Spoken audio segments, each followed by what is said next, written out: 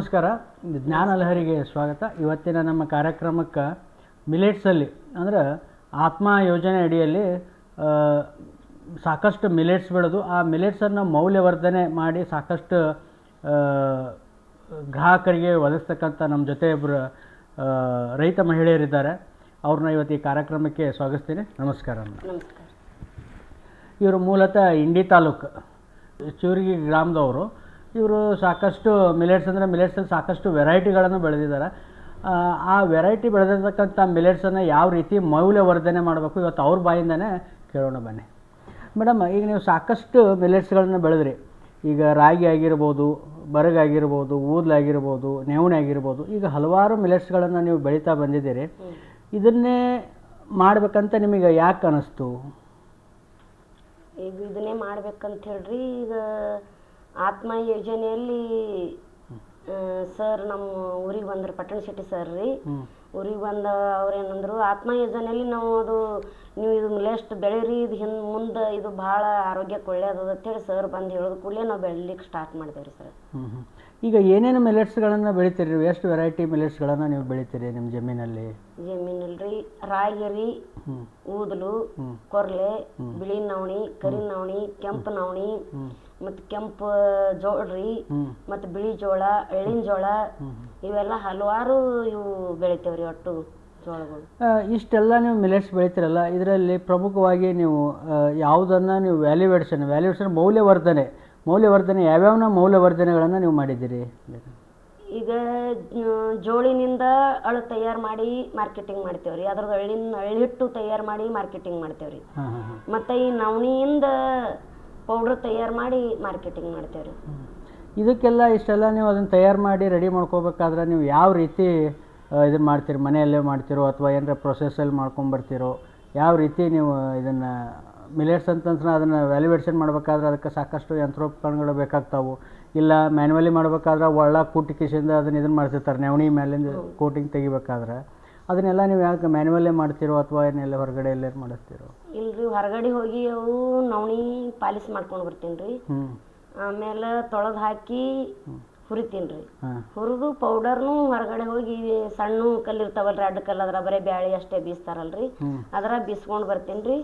ಮನೆಯೊಳಗೆ ಕಾಜು, ಬಾದಾಮ ಇವೆಲ್ಲ ಮಿಲೆಟ್ಸ್ ಹಾಕಿ ಪೌಡರ್ ರೆಡಿ ಮಾಡ್ತೀನಿ ರೀ ನಮ್ಮ ಮನೆಯೊಳಗೆ. ಎಷ್ಟು ಥರ ವೆರೈಟಿ ನೀವು ಪೌಡ್ರ್ಗಳನ್ನ ರೆಡಿ ಮಾಡ್ತೀರಿ ಮೇಡಮ್? ಈಗ ಇದರಲ್ಲಿ ಮಿಲೆಟ್ಸ್ ಅಂದರೆ ನೀವು ಪೌಡ್ರ್ ರೆಡಿ ಮಾಡ್ತೀರಿ, ಮತ್ತು ಇದ್ರದ್ದೇ ಬೇರೆ ಬೇರೆ ಮೌಲ್ಯವರ್ಧನೆ ಅಂತಂದ್ರೆ ಬಿಸ್ಕೆಟ್ಸ್ ಆಗಿರ್ಬೋದು, ಸಾಕಷ್ಟು ಹಲವಾರು ಬಾರಿ ನಾವು ಕೇಳಿದ್ದೀವಿ, ಎಕ್ಸಿಬಿಷನಲ್ಲೆಲ್ಲ ನೋಡಿದ್ದೀವಿ ತಮ್ಮ ಬಗ್ಗೆ ಎಲ್ಲ.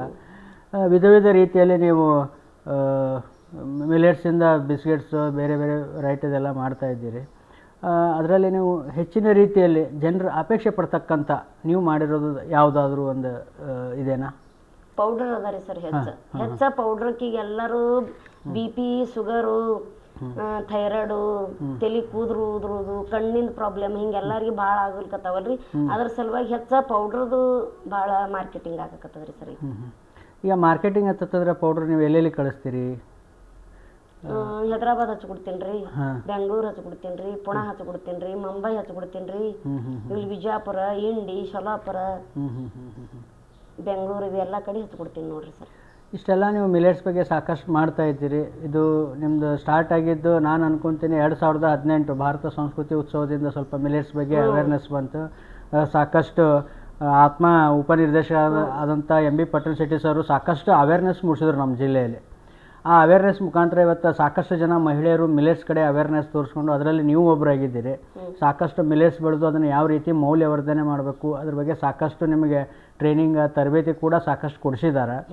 ಇವಾಗ ನೀವು ಒಬ್ಬರ ಕೃಷಿ ಮಹಿಳೆ ಅನ್ನೋದಕ್ಕಿಂತ ಕೃಷಿ ಮಾಡಿಕೊಂಡೇ ಒಬ್ಬ ಕೃಷಿ ಉದ್ಯಮಿ ಅಂತ ಹೇಳ್ಬೋದು ನಾವು. ನಿಮ್ಮ ಇಷ್ಟೆಲ್ಲ ನೀವು ಮಾಡ್ತೀರಿ, ಇಷ್ಟೆಲ್ಲ ಈಗೆಲ್ಲ ಕಡೆ ಸಪ್ಲೈ ಮಾಡ್ತೀರಿ. ನಿಮ್ಗೆ ಎಲ್ಲೋ ಒಂದು ಕಡೆ ಈಗ ಬೇಡಿಕೆಗಿಂತ ನಿಮ್ದು ತಯಾರು ಮಾಡೋದು ಅಂದರೆ ಬೇಡಿಕೆ ಜಾಸ್ತಿ ಆದಾಗ ನಿಮ್ಮ ತಯಾರು ಮಾಡಿ ಕೊಡ್ಲಿಕ್ಕೆ ಸಾಧ್ಯ ಆಗ್ತದ? ಈಗ ಜಾಸ್ತಿ ಆರ್ಡರ್ಸ್ ಬಂದರೆ ನೀವು ಹೆಂಗೆ ಮ್ಯಾನೇಜ್ ಮಾಡ್ತೀರಿ? ಒಂದು 2-3 ಕೆಲಸದವ್ರು ಆಳು ತೊಗೋತೀನಿ ರೀ ಸರ್. ಆಳು ತೊಗೊಂಡು ಅವ್ರಿಗೆಲ್ಲ ಈಗ ಗೊತ್ತಾಗ್ಯದ್ರಿ, ತೊಗೊಂಡು ಅವ್ರ ಕಡೆಯಿಂದ ನಾವು ಅವ್ರಿಗೆ ಮೊದಲು ತೊಳಕ್ಕಿಂತ ಮುಂಚೆನೂ ಅವ್ರಿಗೆ ಸ್ವಲ್ಪ ಹಂಗೆ ಟ್ರೈನಿಂಗ್ ತಂದಿನ್ರಿ ನಾ ಕರ್ಕೊಂಡು ಬಂದೀನಿ. ಪಟ್ಟಣ ಶೆಟ್ಟಿ ಸರ್ ನಮ್ಗೆ ಟ್ರೈನಿಂಗ್ ಭಾಳ ಕೊಡಿಸ್ಯಾರ. ಕಾಶಿಬಾಯಿ ಖ್ಯಾಡ್ಗೆ ಅವ್ರ ಕಡೆಯಿಂದ ಟ್ರೈನಿಂಗ್ ಕೊಡಿಸ್ಯಾರಲ್ರಿ. ಬಿಸ್ಕಿಟ್ ಮಾಡೋದು, ಪೇಡೆ ಮಾಡೋದು, ಬ್ರೆಡ್ ತಯಾರು ಮಾಡೋದು. ಹಿಂಗಾಗಿ ಅವ್ರಿಗೆ ನಾ ಕರ್ಕೊಂಡು ಬಂದೀನಿ. ಅವ್ರಿಗೆ ದಿವಸ 300 ರೂಪಾಯಿ ಪೇಮೆಂಟ್ ಕೊಟ್ಟು ಅವ್ರಿಗೆ 3 ಮಹಿಳೆಯರು ತಗೋತೀನಿ. ನಾವು ಒಬ್ಬಳು 4 ಜನ ಆಗಿ ತಯಾರು ಮಾಡಿ ಮಾರ್ಕೆಟಿಂಗ್ ಮಾಡ್ತೀನಿ ಸರ್.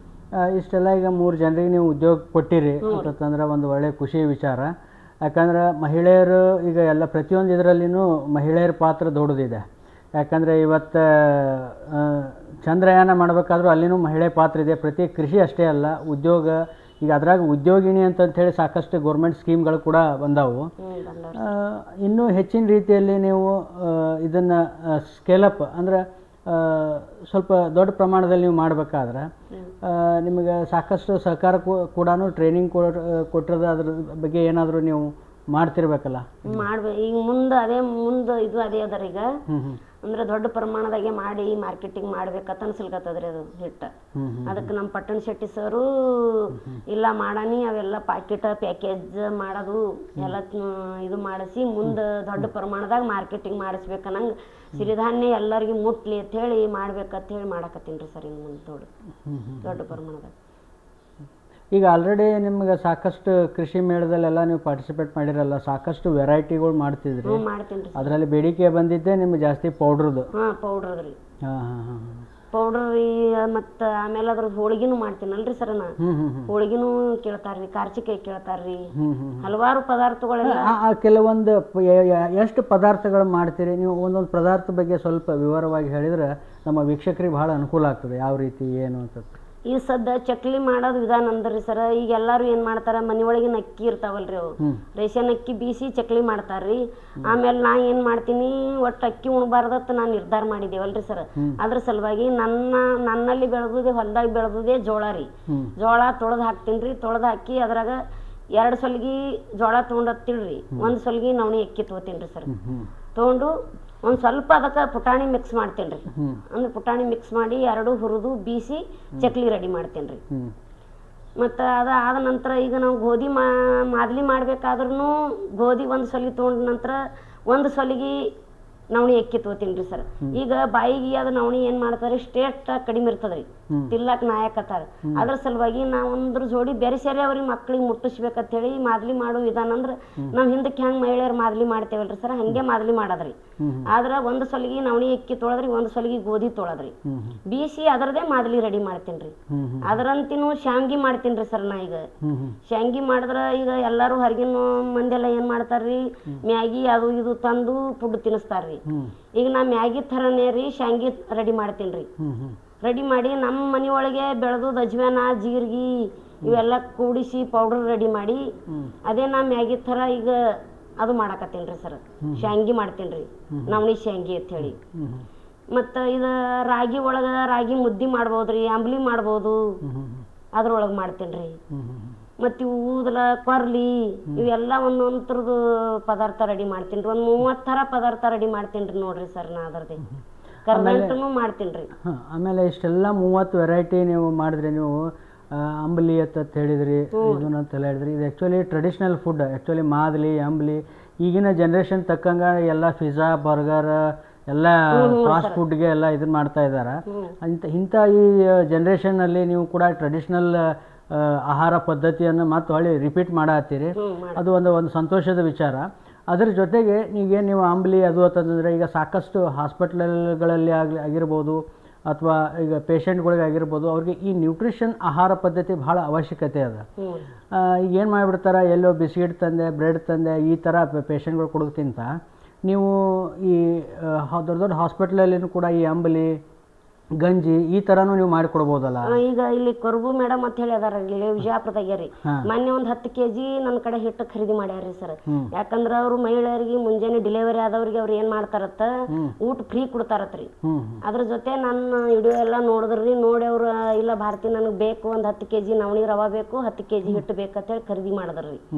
ಖರೀದಿ ಮಾಡಿ ಈಗ ಮುಂಜಾನೆ ಏನ್ ಮಾಡ್ತಾರ್ರಿ, ಚಹಾ ಕುಡ್ತಿದ್ರಿ. ಮೊದಲ ಈಗ ಚಹಾ ಕೊಡಂಗಿಲ್ರಿ, ಇದ್ರದೇ ಅಂಬ್ಲಿ ಕೊಡ್ತಾರ್ರಿ. ಮಧ್ಯಾಹ್ನ ಇದ್ರ ನವಣಿದು ಉಪ್ಪಿಟ್ಟ ಅಥವಾ ಸ್ವೀಟ್ ಬೇಕಂದ್ರೆ ಸ್ವೀಟ, ಉಪ್ಪಿಟ್ಟು ಬೇಕಂದ್ರೆ ಉಪ್ಪಿಟ್ಟ, ನವಣಿ ರವದ್ ಮಾಡಿ ಕೊಡ್ತಾರ್ರಿ. ಅದರದೇ ಸಜ್ಜಕ್ ಮಾಡ್ತಾರ್ರಿ, ಅದರದೇ ಉಪ್ಪಿಟ್ಟು ಮಾಡಿ ಕೊಡ್ತಾರ್ರಿ.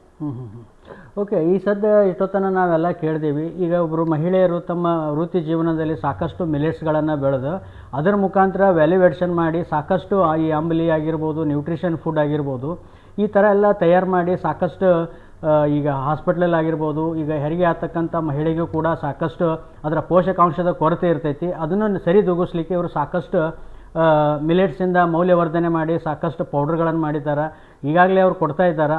ಇಂಥ ಮಹಿಳೆಯರಿಗೆ ಸಾಕಷ್ಟು ನಮ್ಮ ಕರ್ನಾಟಕ ಸರ್ಕಾರದಿಂದ ಸಪೋರ್ಟ್ ಸಿಕ್ಕಿದೆ. ಅದರಲ್ಲಿ ಪ್ರತಿಯೊಂದು ಹೆರಿಗೆ ಆಸ್ಪತ್ರೆ ಆಗಿರ್ಬೋದು, ಕರ್ನಾಟಕದಾದ್ಯಂತ ಎಲ್ಲ ಹೆರಿಗೆ ಆಸ್ಪತ್ರೆಯೂ ಕೂಡ ಈ ಥರದ ನಾವು ಮೌಲ್ಯವರ್ಧನೆ ಮಾಡ್ತಕ್ಕಂಥ ಕೆಲವೊಂದು ಈ ಅಂಬಲಿ ಆಗಿರ್ಬೋದು, ಗಂಜಿ ಆಗಿರ್ಬೋದು, ಈ ಥರ ಮಿಲೆಟ್ಸಿಂದ ಮಾಡ್ತಕ್ಕಂಥ ಫುಡ್ ಕೊಟ್ಟಿದೆ. ಅದರಲ್ಲಿ ಅವರೊಂದು ಆರೋಗ್ಯದಲ್ಲಿ ಒಂದು ಸದೃಢ ಕಾಣ್ತಾರೆ. ಆಮೇಲೆ ಭಾಳ ಅನುಕೂಲಕರವಾಗ್ತದೆ. ಆ ನಿಟ್ಟಿನಲ್ಲಿ ಇವರಿಗೆ ಕೂಡ ಸಾಕಷ್ಟು ಸರ್ಕಾರದ ನೆರವು ಬೇಕಾಗೈತಿ. ಈ ಥರ ನಾವು ಉದ್ಯೋಗಿನಿ ಮಹಿಳೆಗೆ ನಾವು ಸಪೋರ್ಟ್ ಮಾಡೋದ್ರಿಂದ ನಮ್ಮ ದೇಶದಲ್ಲಿ ಒಂದು ಅಪೌಷ್ಟಿಕತೆಯನ್ನು ಕಾಡ್ತಾ ಇದೆಯಲ್ಲ, ಅದನ್ನು ಕೂಡ ನಾವು ಸರಿದೂಗಿಸ್ಬೋದು. ಇವನ ಮಕ್ಕಳಲ್ಲಿನೂ ಕೂಡ ಸಾಕಷ್ಟು ಅಪೌಷ್ಟಿಕತೆ ಕಾಡ್ತಾ ಇದೆ. ಯಾಕಂದರೆ ಈಗ ಸಾಕಷ್ಟೆಲ್ಲ ಈಗ ಜಂಕ್ ಫುಡ್ ತಿಂತಾ ಇರೋ ಮಕ್ಕಳೆಲ್ಲ ನಾವು ನೋಡ್ತಿರ್ತೀವಿ ಕೆಲವೊಂದೆಲ್ಲ.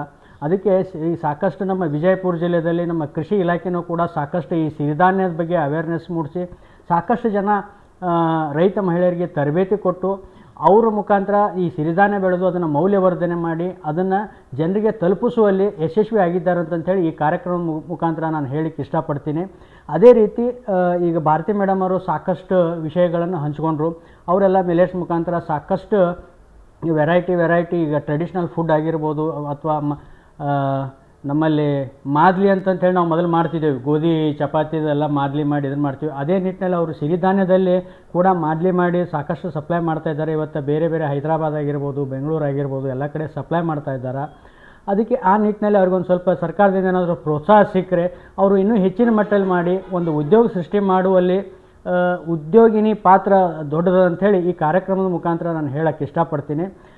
ಇಷ್ಟೊತ್ತಿಗೆ ನಮ್ಮ ಜೊತೆ ಅವರು ಸಾಕಷ್ಟು ಮಿಲೆಟ್ಸ್ ಬಗ್ಗೆ ಕಾರ್ಯಕ್ರಮದಲ್ಲಿ ಎಲ್ಲ ತಮ್ಮ ವಿಸ್ತಾರವಾಗಿ ಹೇಳಿದ್ದಕ್ಕೆ ಮೇಡಮ್ ಅವರಿಗೆ ಒಂದು ಧನ್ಯವಾದನ ಹೇಳ್ತೀನಿ. ನಮಸ್ಕಾರ.